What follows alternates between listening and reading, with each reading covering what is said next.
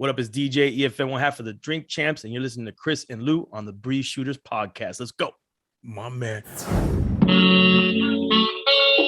Oh, shit.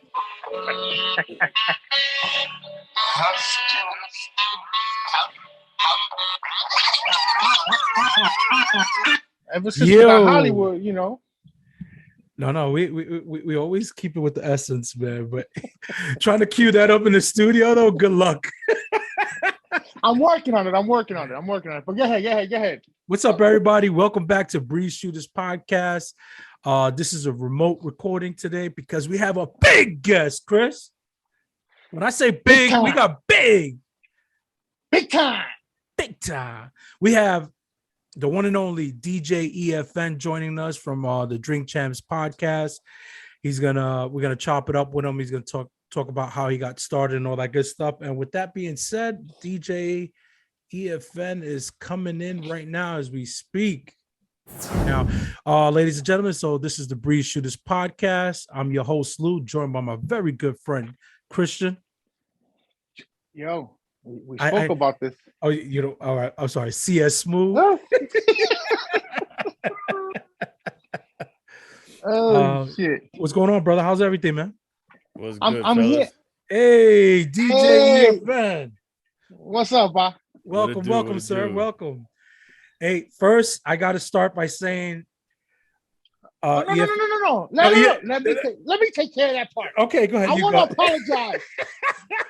EFN, I want to apologize, brother, because my idiot partner fucked up your last interview, and I heard that it was a good one. It's all good, guys. It happens. So, it happens.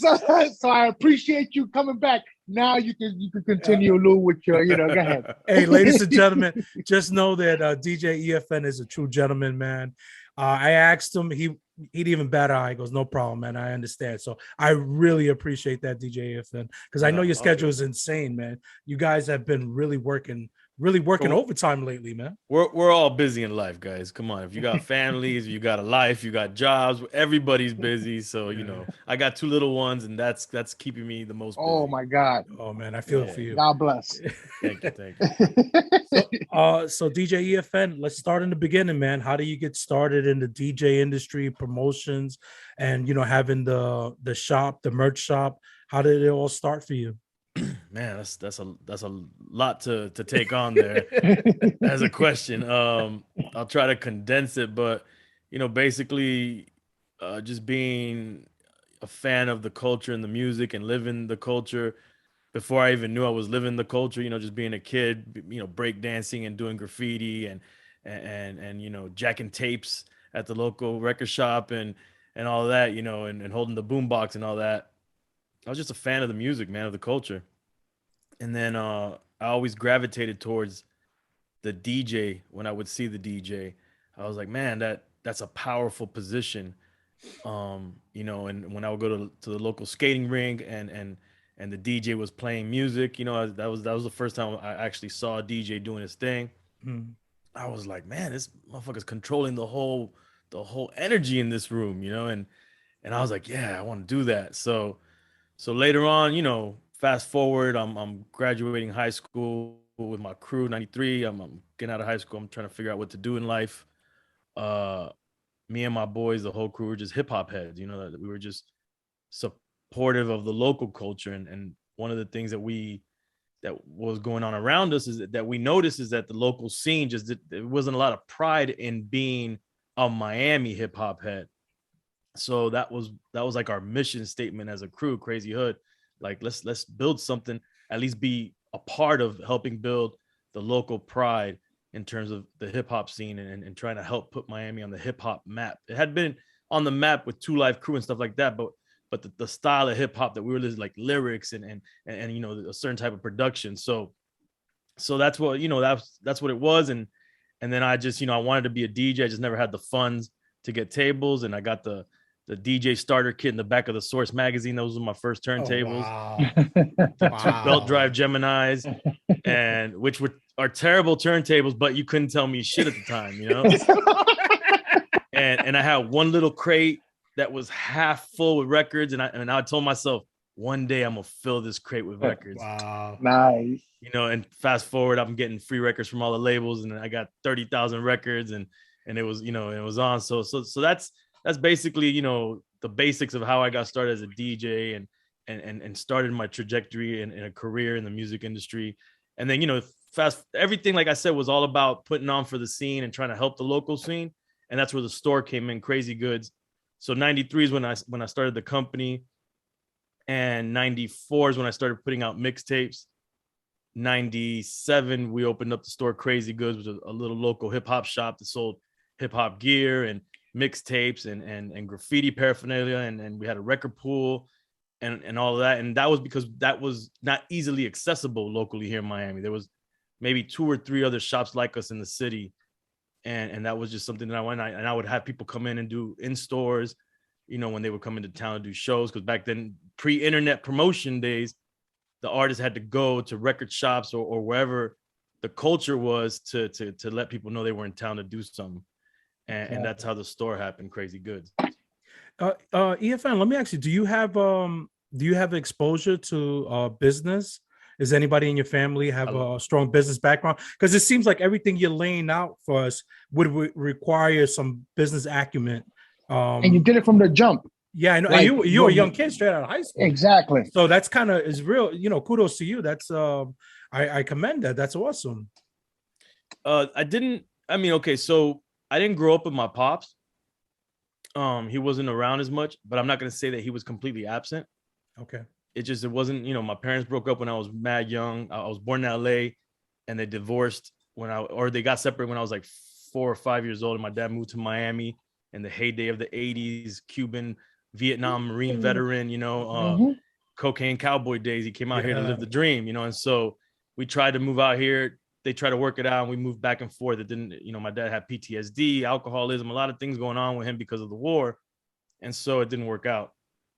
But my dad, he was a habitual entrepreneur. Like he ended up like he got some really good positions at some companies because of his, you know, he went to school, I think the GI Bill or whatever he got when he got out, you know, through the Marines, and he applied that, and he worked his way into positions where he was like vice president of some companies, and he got some paper, and then he ended up leaving a company. He had some drama, something, it was actually some discrimination. He was going to become president, and it was something about him being Latino, and they didn't want, like, he caught them on tape saying some crazy shit. So anyways, long story short is that he would put that money into businesses that he had accumulated, and he opened up like all these different bits. And I would see him, but my dad would, like, he was wild. Like, he'll be like a millionaire and then go broke. Like, you know, he'll try new businesses, they'll work, he'll be popping, and then he'll like spread like it is, and it won't work. And it was like up and down all the time. But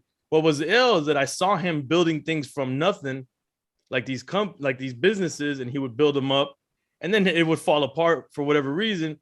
But you would think it would just end there. Nah, he would look for something else and then build some other shit up. And I'm like, yo, so from a distance, even though he wasn't in the house, I was, he was my father. So I kind of admired that. And even though we didn't have a good relationship, he was still my father. And I admired him, you know, I loved him. And you couldn't tell me shit. Like, I watched every Vietnam War movie because that was my connection to him. You know, I was a G.I. Joe kid. So yeah, that was my distant mentor in a sense. That's dope. That it could be done, you know what I'm saying? That it could be done. My dad came from Cuba with nothing, you know what I'm saying? And went to war and fucking came back and you know, he did all these things. So yeah, that was my mentor from a distance. Yeah, no, I was just intrigued because a lot of times you see brown and black kids that they really don't have that person in their life to kind of to tell them or to show them, hey, it's possible. So that's awesome that your dad from afar was still influential in your life. Really cool. So we fast forward, you have the store, right? Is this where you meet Nore when Nore's passing through town? And if so, how was that interaction and how did it go down?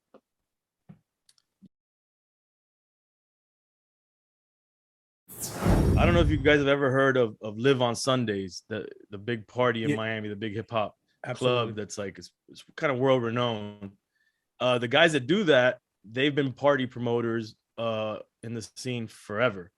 And so one of the guys from that crew, Phil the Mayor, he would do, you know, events and parties, and he brought Nore down, or he was a part of Nore doing the like the promo for the album. He was on the promo run for the CNN album, the Capone Noriega album, but Pone was locked up, so Nore was doing it by himself.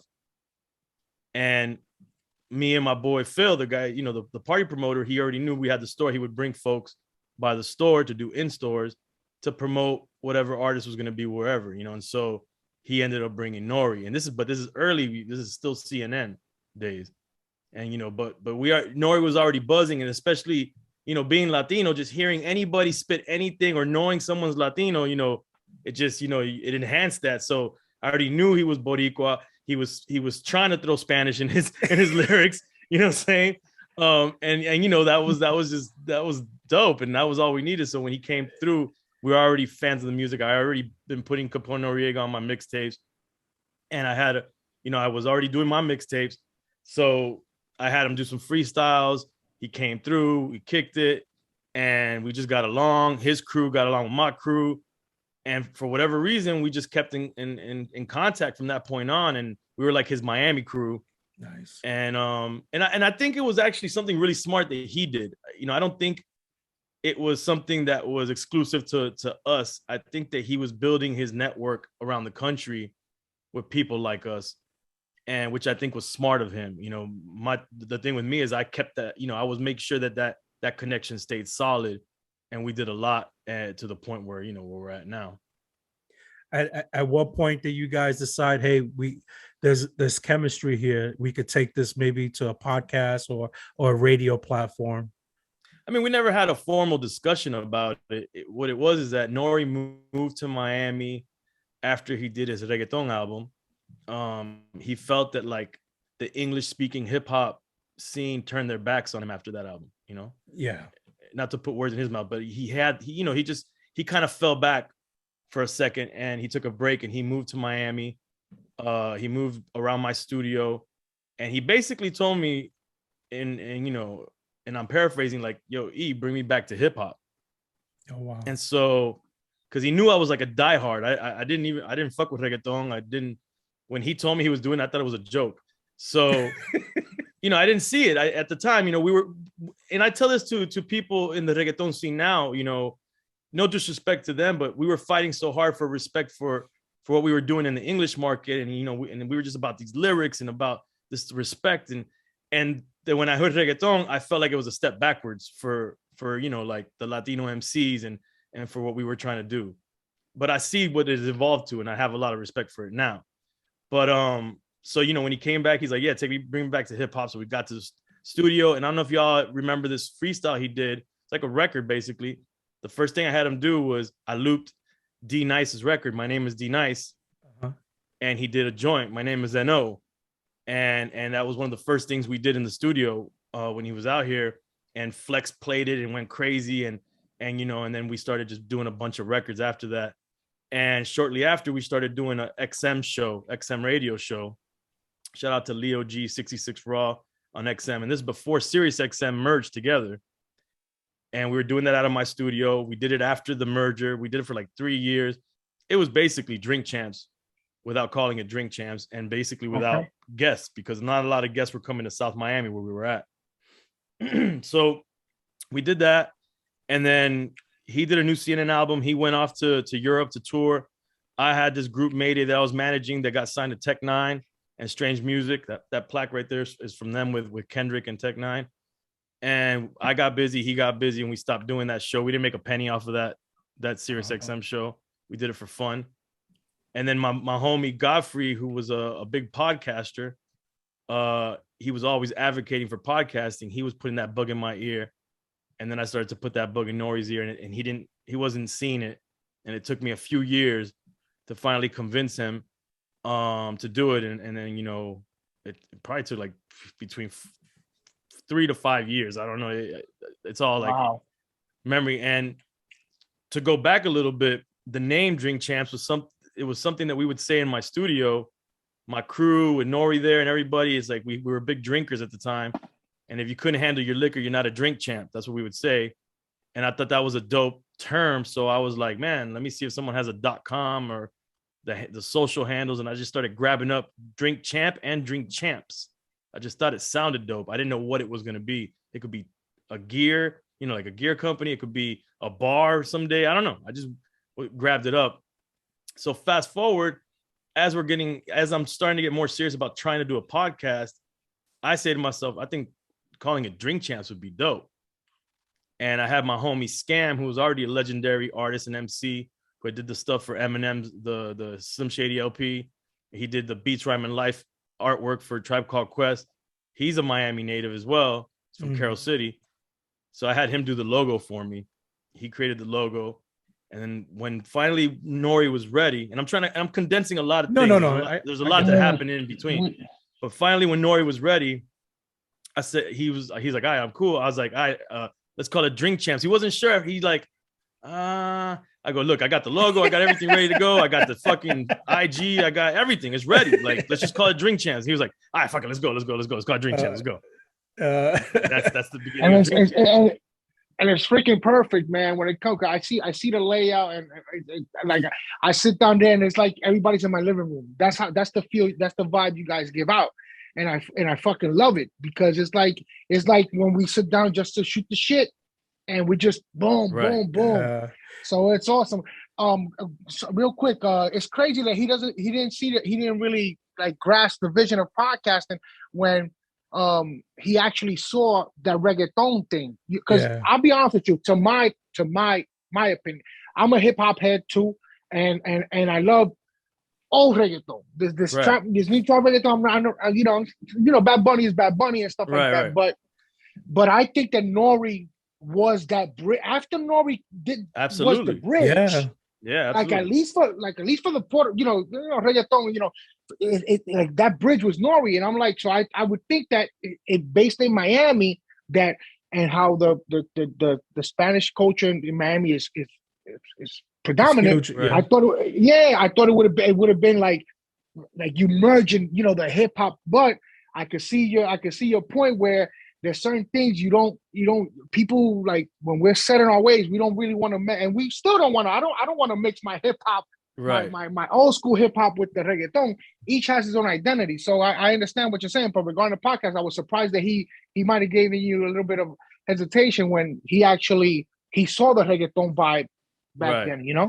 I mean, to his defense, even though between us it was a delay, it was perfect for the world for him when he got on it, because it was still ahead of, like anybody that just knows Nore, they're like, yo, you were ahead of your time with the podcast too, So between us, he was, behind, but for everybody else, he was ahead of his time with podcasting 100%. As well.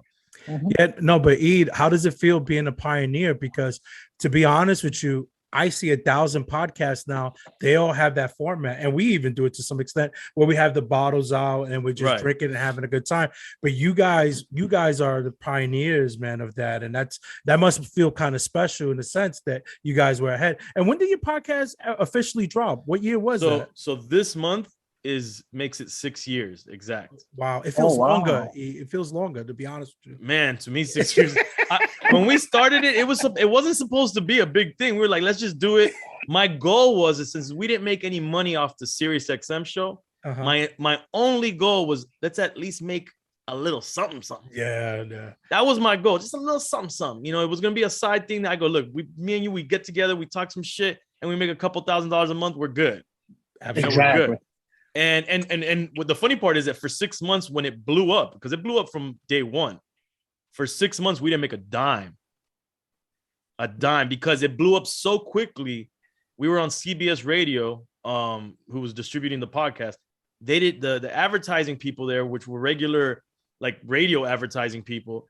They didn't know how to sell Drink Champs to the advertisers. We're talking crazy, we're drinking, it's a liability. And we grew so fast that the numbers, they had to put a price to it that was high, but we're brand new. So like nobody wanted to buy into this brand new thing at such a high rate. So they were like, yo, we can't. And we were like, yo, so we kept investing our own money. We were traveling to get some of the interviews, and we just believed in it. And for 6 months, we didn't make a penny, man. Wow, that's great. At any point that you guys doubt whether or not this was going to continue? Like, were you thinking about bailing at any point?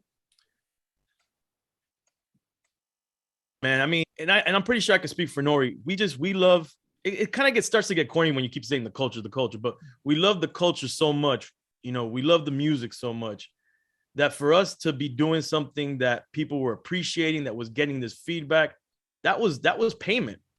You know, that was payment. The feedback and the positivity and having some of these artists that maybe some of them hadn't been out in the public eye for a while, or people stopped appreciating these artists, and we can reintroduce them. And now you could say, man, that's right. Let me dig in the crates and listen to this person's music again. Yeah, that person is dope. That to us was enough, man. That was enough. So we didn't doubt it. We just didn't think it was going to be this big, as big as it got. And so fast.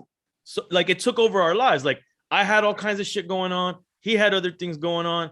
We had to literally drop everything we were doing and focus on this because it was huge. It was so big, and it was changing a lot of things. Has anything changed moving over to Revolt? Is it still the same, or is it more hours now? Like, you know, what's the difference? Well, in the beginning, you know, the thing that attracted me to podcasting is that we could do whatever we want whenever we wanted. There was no set thing. You could do a half an hour episode, you could do a 2-hour episode, you could do a 5-hour episode, you could do it once a week, twice a week, 3 times, whenever the fuck you want, you could do it. The only change that comes with corporate partners is that they want something, you know, it becomes now a cadence. Got you. And just to be 100% honest, anything that you contractually end up having to do and anything that becomes that kind of a job, it becomes a job like any other job. At some point, it's like, you know, you can get jaded by it. It's like, you know, but the thing is, at the end of the day, you know, it's fun. We enjoy doing it. But, you know, of course, sometimes, you know, that cadence and that structure, when I feel like we all come from this like independent way of being, you know, like get the fuck off of me. Like, the freedom, you know. Yeah. The lack of freedom sometimes, you know, it can be annoying, but you know, I have to be grateful and appreciative of what we have and our partners and how it's providing for us and our families. Like, I appreciate all that. Yeah, no, I feel you. It's like having a comedian on. All right, be funny, motherfucker. He's like, yo, dude, like, you know, it has to be natural. I got to kind of flow into it. Right. You know, I got to be respectful of your time, so I'm gonna hit you with a couple of quick hitters. Go for it. Funniest story you heard to date on Drink Champs from a guest? Damn, man, there's so many things. Remember, we drink, brother, so I forget everything that happens. Yo, people be texting me like, yo, E, and I'll be like, I don't know what the fuck this person's talking about. Like, they watching the episode and shit. And I don't mean to jump in. I want you to answer the question, but yeah. By the way, Nore, you could tell Nore. Yeah, the slur speech is funny. With E, he's holding that thing up. He got the poker face. Yo, people think I don't drink. Someone told me yesterday. I was about to tell you that. Is he drinking water? Is he drinking water or some juice or something? Because he's staying right there. Meanwhile, Nore, you see Nore going like, and you see his eyes, man, and you know he's lit. Yeah. And meanwhile, E is like, you know, like the whole shit. He's drinking that champagne. That champagne is gonna get you slurred up. Yeah. You know what I'm saying? That what happens to me is that I'm definitely drinking. I'm going in. But that shit, I have a delayed, like it hits me a little bit later. Like when I get home, my girl's like, "Oh my god, like what the fuck is going on?" You know, like I'm like, "Yo, this is my job." What do you miss? Yo, isn't that beautiful though, man? Yo, it's my job. You can't get mad at me. I'm gonna tell you. I'm definitely drinking though. Okay, I'm gonna tell you a quick. It might not be in it because he's like I said. It's people drinking, but I don't know. I think he had Gilly. You guys had Gilly the King on, Gilly the Kid on, and they started talking back and forth, and it was something about we're gonna jump Nore or something like that, and he said, "No, we can get it pop." was it Gilly the Kid? Oh, he probably don't remember. Wasn't it Wale that said that? Yeah, it might have been Wale. That was one. Oh, it was Wale. You're right. It was Wale. You wasn't drunk. You remember? Yeah, no. I mean, when I'm drinking, I'm on point because we're from this. I'm a DJ that DJ'd in the club, so I had to be on point. So you kind of get used to being able to drink and handle yourself. Yeah, and you know what? If you go back and watch the PD Crack and Oskino episode. We was in Quiet, I think. In Quiet? Yeah, so I'm in a session and shit, and Dame come in. He like, yo, Crack, come in. We get on the elevator. He like, where we going? He like, just come on, man. Right. We go upstairs. We get to the top floor and shit. When we step out, the studio was just a big ass. You'll see what happens when I do feel drunk. I exit stage left. Like I literally left the fuck. I went to go to the bathroom and I never came back. I went to sleep in the next room. I said, fuck that. Because I have like this me and my boys call it cat manning. Like when you feel like you about to make a fool of yourself, you just boom, you out of there. You know what I'm saying? Like you get the fuck out. And that's what I did smart. in that It's episode. very smart. Where do you see the podcast going next? Are there any our podcast or the industry? Well, yeah, twofold. Your podcast and the industry. Do you think it's like oversaturated? Because you got like 1 million people doing podcasts. I mean, look, it is oversaturated. Like everything else, music, everything. But I don't want to discourage anybody from doing it if they feel like they want to do it. I think that's the luxury. Like the same way that it was advocated to me to podcast, I try to advocate it to everybody else.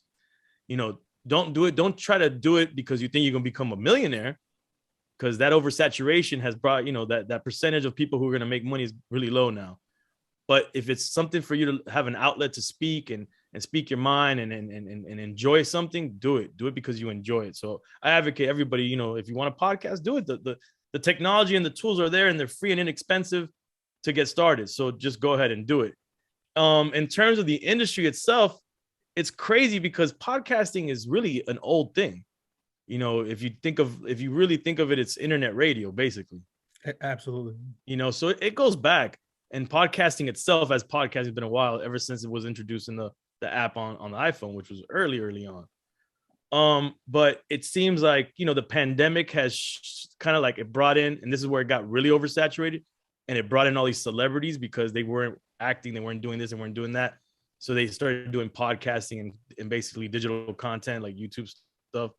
And it grew and it's dope. And I think the industry has room to grow. I just think that people need to start getting more creative in the lanes that they pick when they podcast. Try to think outside the box. Think of what people aren't doing. That's if you want to make a career of it. If you're doing it for fun, then just do it for fun, you know, and then you never know. It might just get paid because it just hits. But if you're trying to do it as a career, like you're like, no, I'm going to make this a career move. Look at the landscape of podcasting and pick a lane that you think isn't explored out there and do it, because it's growing so much that the way to monetize podcasting is changing and growing in a positive way. The platforms there's more platforms now that help you distribute your podcast, kind of like music. Like if you had TuneCore or SoundCloud or whatever, podcasting, it's growing in that way. And there's going to be more tools that are going to be introduced. And a lot of podcasts are going to turn into shows, like i.e. us being on Revolt. Mm-hmm. And I think that's another place that people are going to start getting picked from to do more content and bigger things. That's a motherfucking gem. I appreciate that one, brother. Yo, man, I could speak to you for hours. I know you're against the clock here.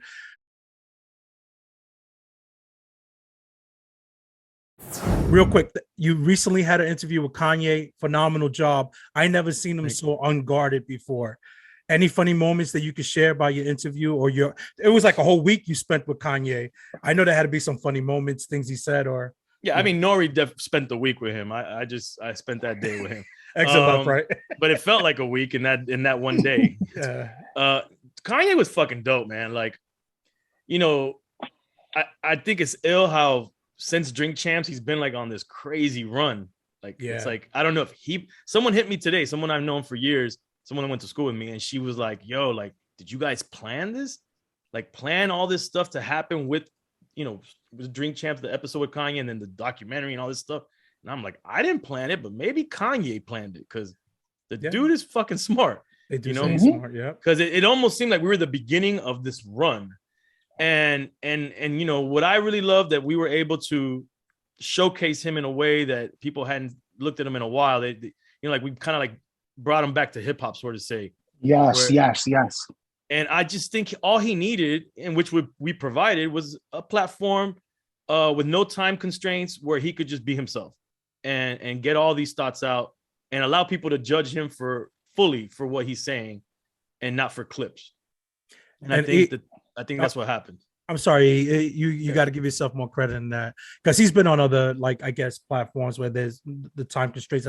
You guys made him feel super comfortable. I want to say I seen maybe like 100 Kanye interviews. He's never been so unguarded like that. He's usually, speech prepared, and then he won't allow you to get your points in. But you guys had like, he was super comfortable, and I think it just paired well with the release of the Netflix and the run he's been on, and Kanye is feeling that love again, and they just, all you got to do is just drop good music and forget about it. The rest will be, history. And some of the questions that E and Nore asked him, he would definitely had not even answered in exactly in any other late night show or radio show. And you guys, whatever you guys, maybe you Bill Cosby them, who knows? I don't know. Coño. He was loose, man, and it was a good. I enjoyed that one. I enjoyed, because he was like, it's like Lou says, you don't see him right, like you just said. You brought him back to that college dropout, right, Kanye. Right. Yeah. Well, I mean, remember, to me, the premise, or what we're trying to do at Drink Champs, was give the audience, the public, the same environment that we have in the studio or backstage. And in the studio and backstage, you're having drinks, you're talking shit, you're talking shop. It's unfiltered, and you're just talking, talking a bunch of shit, barbershop shit, same thing. And so I feel like, if you get it, I'm not gonna say every single guest is as comfortable, but most guests, if they come in understanding what it is already, and they want to be there, because that's the difference. We never wanted people on promo runs, and not to say that we've never had anybody. We've had people on promo runs, because the promo run is forced. It feels like some of these guests are forced by their publicists, their record labels, or whatever, to promote something, and they don't really want to be there. They don't really like promotions. They don't really like interviews. That's the wrong, that's the wrong vibe. We want someone who just wants to be on Drink Champs, and they know what it is. And once you can tell who gets it, you know what I'm saying? And then when they get it, they get into it, and you get into our antics. Some people get offended, like, oh, you don't let me talk, or you cut me off. That's what happens when you talk with your peoples. That's what happens backstage. That's what happens at the barbershop. That's what happens, in the studio. This is not an interview, and people get mad at us all the time. Like, guys, I know Nore says he's a journalist now. We're not journalists. We are not journalists. He's an MC. I'm a DJ. And we're doing the same. Shit. Yeah, we're doing the same shit we were doing in my studio when we was drinking. When we would call each other, "You're not a drink champ." We say, "You're not a drink champ." Same exact shit. And we got the same crew in the room with us, and they can interject whenever the fuck they want. And we're gonna clown them, and we're gonna clown each other, and we're gonna get into arguments on camera over dumb shit. Yes, that's what happens. And if you get that and understand that, then it's a beautiful experience, and it's a beautiful piece of content that we're creating. Hey, man, thank you for the time. It's been a true delight. I wish you continued success. Hey, yo, Chris, is Lou recording this time, or is he just doing a private FaceTime with me? Because I don't got time for this shit, man. I got to go do Drink Champs. This dude wants to record me and just show it to his kids or something. I don't know what's going on here. It's scary. It could be one of those Tinder swindler type things, man. Oh, you the Tinder swindler? I'm out of here, bro. I don't know if he's recording or not. I'm out of here. I don't got time for this shit. Yo, E. Oh, E. That was awesome. Yo, that was dope, man. That was dope.